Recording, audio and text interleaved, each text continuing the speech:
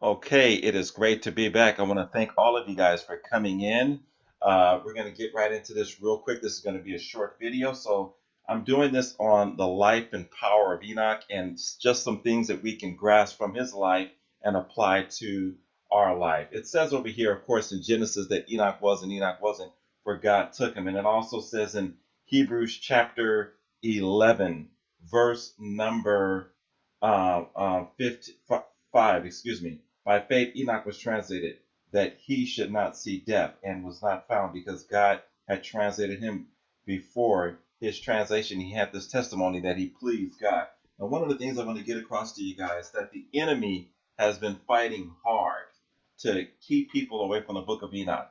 And there's a few scriptures over here that we're going to look at in chapter 13 and chapter 14 of the book of Enoch that we're going to discuss, and you're going to find it's pretty interesting, and I believe it's going to show you one reason why the enemy has been fighting the book of Enoch. Because in these two chapters over here, you're going to see where Enoch rebuked the watchers. Let's get right into this right now.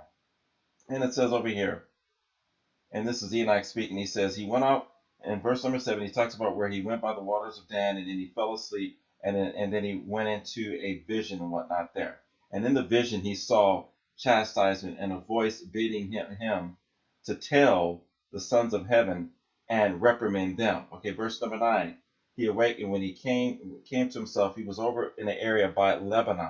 Okay, and then he could see the faces of the watchers, and the watchers were in absolute fear when he had came to himself. Then we go over here to chapter number 14. Okay, and chapter number 14, we see over here, okay, the book of the words of righteousness and of the reprimand of the eternal watchers in accordance with the command of the Holy Great One. In that vision, I saw in my sleep what I will now say with a tongue of flesh and with the breath of my mouth, which the Great One has given to men to converse therewith and understand with the heart, as he has created and given to man the power of understanding the word of wisdom, so hath he created me also and given me the power of reprimanding the watchers, the children of heaven.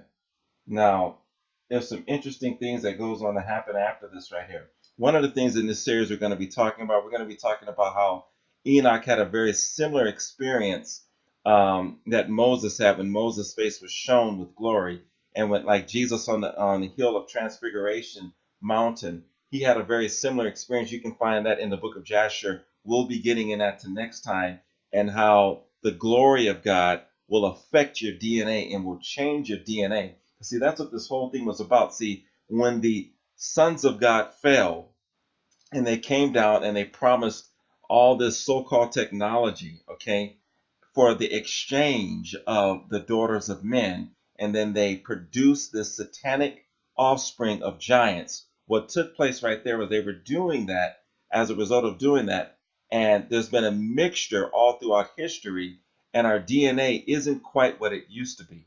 But one thing though is when you get into the presence of God, you'll see one thing about Noah when it talks about and Noah found grace. It was speaking of his genetics, okay, and his genetics have been, I believe, because he was an offspring, and from Enoch praying and interceding, he was it eventually down his lineage.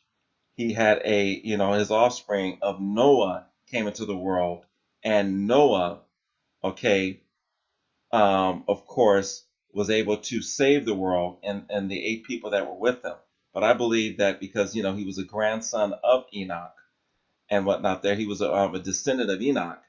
That's what happened right there. So let's read one more part right here in chapter 14. It says, and this is when he's going through a portal right now, and he goes over. He says, and the vision was shown to me thus: behold, in the vision clouds invited me, and a mist summoned me, and the course of the stars and the lightnings sped and hastened me, and the winds in the vision caused me to fly and lift upward, and bore me into heaven. And I went in till I drew nigh to a wall which is built of crystal and surrounded by tongues of fire, and it began to affright me. Okay, so I just want to encourage you guys with this, that guys, we are powerful. We are of the household of faith of God, and God has called us to do great things. Do me a favor, give me a thumbs up, give me a like, a comment, and a subscribe. Do me a favor, share this video. When you do that, you help this channel grow, and you help the good news of the gospel of Jesus Christ get out there. If you haven't accepted Jesus, please receive him now so you can go to heaven when you leave this world. God bless you in Jesus Christ's name. I'll see you next time. Goodbye.